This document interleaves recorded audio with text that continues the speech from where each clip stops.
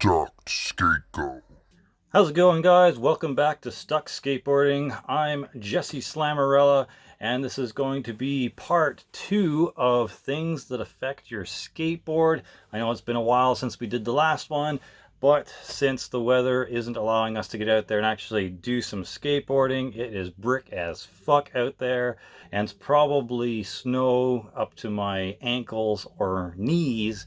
So we're going to talk a little bit about skateboarding. This time we're going to be tackling probably the most complicated part of the board, that being the trucks. I can't tell you how many hours of research I had to go through and decipher what was meaningful and what was useless, and how many Ben DeGrosse videos I had to go through. Shout out to that channel, excellent stuff, to figure out what was good for this video and what would help you guys out, so that you don't have to spend that much time doing research and you can just get out there and skate and pick the right tools for the job.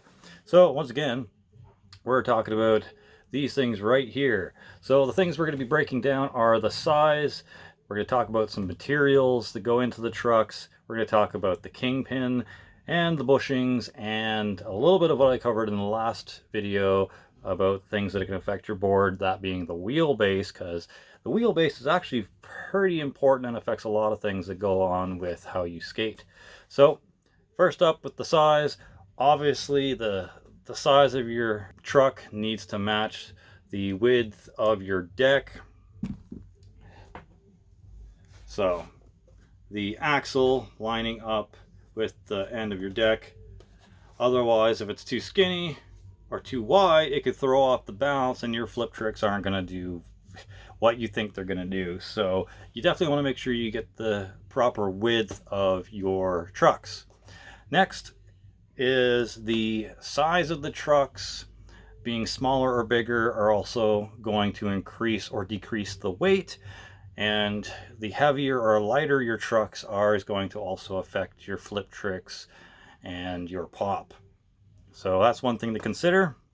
As for the trucks themselves, whether they are high or low will kind of determine a few things.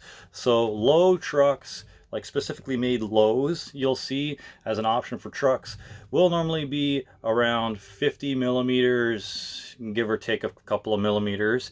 And in the high range, like highs as an option for a truck, normally come around the 60 millimeter range, or around 56, 57, in between that area. And then your obvious mids are your basically just regular trucks. So what does a low truck do? Well, that will affect your center of gravity for the truck. It will affect your pop. Both low and high will affect your center of gravity and pop in some way or another. But what are the lows good for? Well, they're good for small wheels, so you don't have to worry about the wheel bite where your trucks bend and touch the board and make you stop and go flying, or not allow you to land that trick because it stops suddenly. So if you have really small wheels, you can get away with having low trucks, and vice versa. If you have high trucks, you can get away with having bigger wheels. That's one thing to consider when determining the size of trucks you want to get. And finally, another good thing that low trucks have for them is the stability for flip tricks and lowering your center of gravity, so you can feel more comfortable on grinds and stuff like that. Now, for high trucks, that's better for carving, probably in bowls, and probably better for street cruising and stuff like that. Once again, allowing for bigger wheels to get on there and allow for more surface area for your board to go over and give you a smoother ride. So that covers the lows and highs and size of the trucks. Let's move on to the materials. The material of trucks range from a bunch of different things. Mostly you're going to be concerned with the base plates. So the base plate of a truck is this T-shaped part. The base plates are normally the thing that will affect a lot of what you're doing when it comes to grinds. All right, so a couple of materials that you're going to find when it comes to trucks are aluminum, titanium, magnesium, and forged trucks. Now the forged part normally has to do with the base plates. These are just cheap New York blanks, so obviously not forged.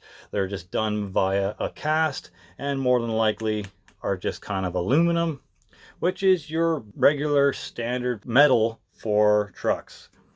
Now, that's another thing that I want to bring up quickly before I move on. During my research, a lot, not every one of them, but quite a few of the bloggers and websites that talk about the trucks mixed up the word metal and steel. Metal and steel are not interchangeable. Metal refers to a vague umbrella term for a different bunch of metals, plural, that being anything from brass to aluminum to titanium to steel. Steel is a very specific type of metal, and it is a very hard, very durable, very heavy type of metal. So that they're not the same. Now, the things that are usually steel on a truck are your axles and your kingpins. So expect that for most of your axles and kingpins. Now, when you get things that are forged base plates, they are normally stronger than aluminum and sometimes a little lighter. So that's one thing to consider. Now, if you're going for aluminum stuff, it's, going to be normally fairly light, normally pretty soft, used in most high quality boards.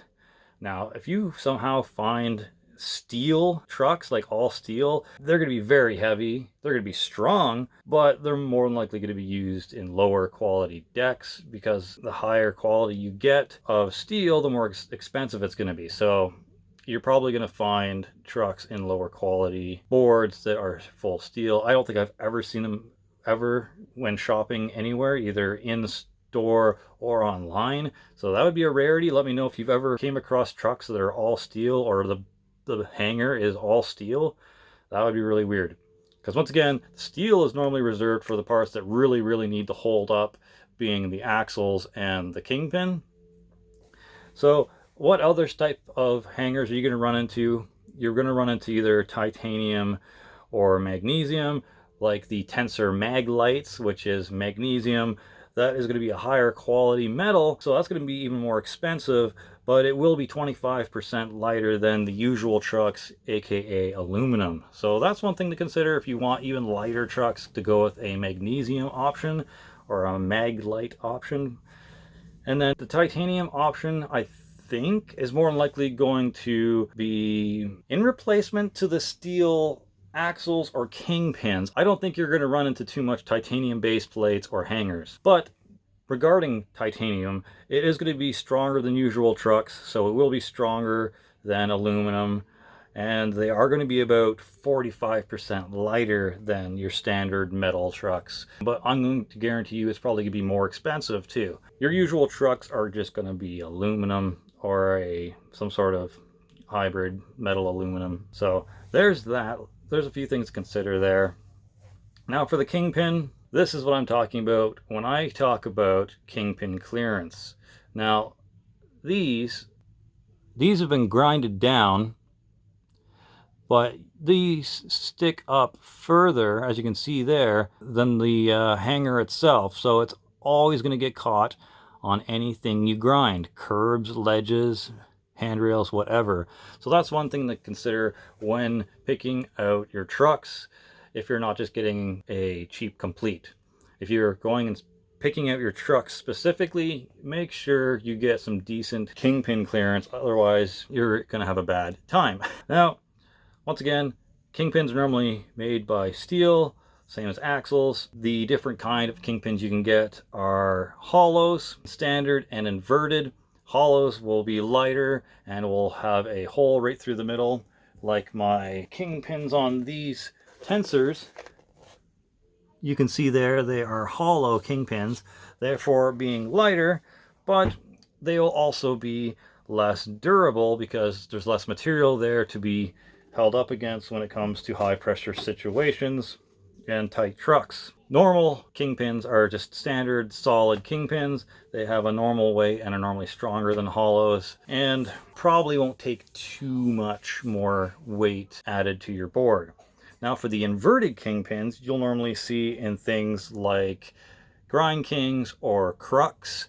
I'm pretty sure Grind King basically invented the skateboard inverted kingpin, so I highly support Grind Kings. I would probably get Grind Kings if I could afford some, or Crux, because I love me some kingpin clearance when grinding. I don't like to worry about shit potentially catching me up. So yeah, inverted have the biggest kingpin clearance. They have less turnability, but for the people who claim inverted kingpins don't turn, every truck turns. It's just a matter of how well.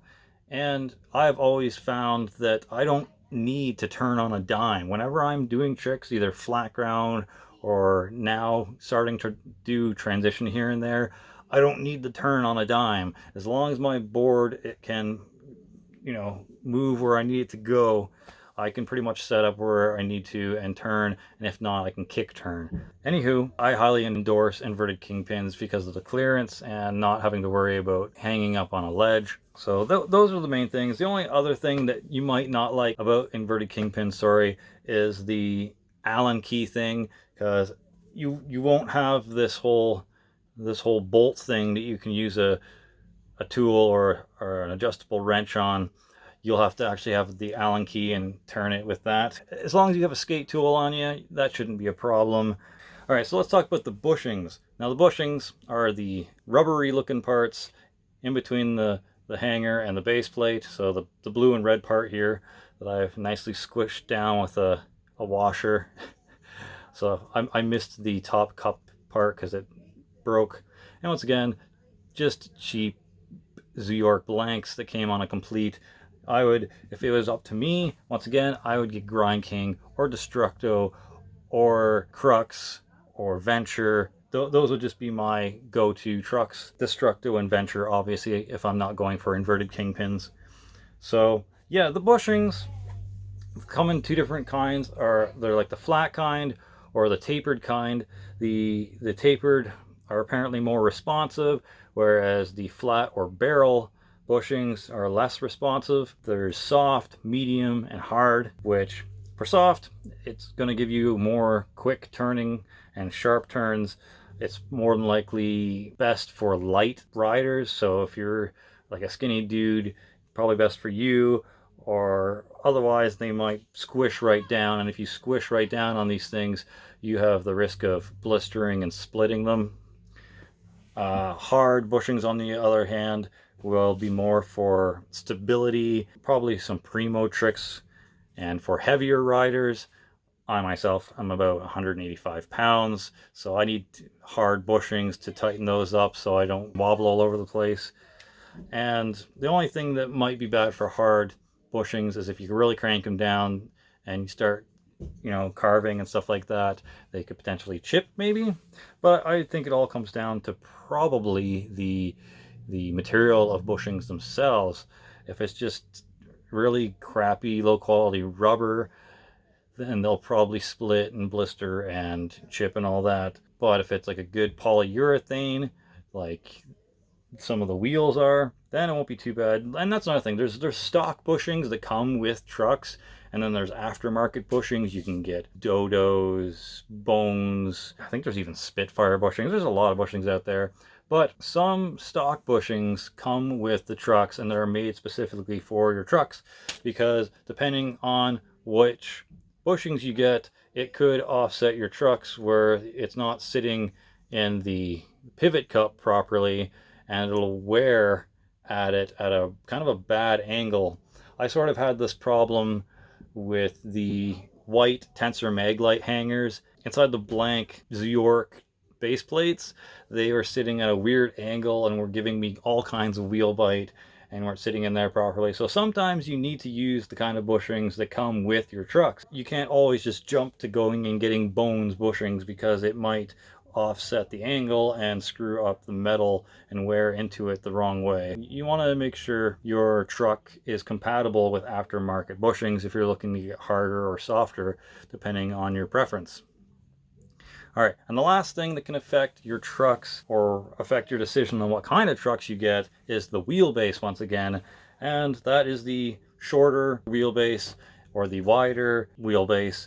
And when I'm talking about that, if you missed the last video, it's how far the trucks are from this part to this part, and how much space you have between the end bolt and where your nose or tail starts curving upwards. So it'll determine where the pivot point is on your board. So if you have a wheelbase that's closer together, you'll probably want some higher trucks to equal out that pivot. Whereas if you have wheelbase that's further apart or wider, you'll want some low trucks. And when it comes to shorter wheelbase, it's going to give you less pop, but it's going to make your trucks feel lighter. But if you have a wider wheelbase, it's going to give you more pop, but it'll also make your trucks feel a little heavier too.